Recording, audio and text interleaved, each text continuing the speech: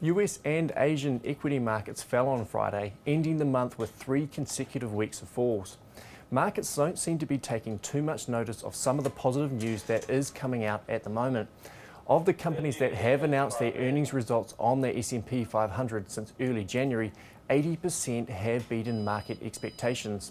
However, markets do seem to be driven by other fears.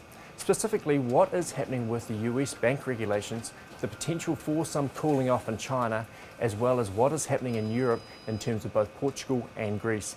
With global markets trading lower, the New Zealand dollar has also seen some falls over the weekend. On Monday morning, we are trading just over 70 cents against the US dollar, and we are being driven by what is happening offshore.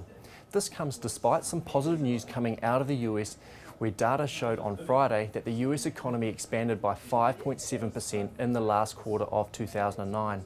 This was much better than market forecasts and was the fastest pace in 6 years. This is positive news for the global economy. Other data also showed that consumer sentiment is also on the improve. New Zealand beef schedule prices lifted last week despite US prices falling. Data out last week did indicate that US imports fell by 17% towards the end of 2009.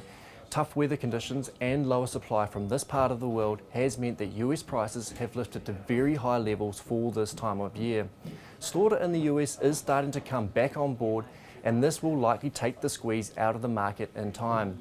New Zealand beef schedule prices have been good recently because US prices have been high and the US dollar has been a little bit stronger against the New Zealand dollar recently. However, favourable conditions for both of these factors may unwind in time.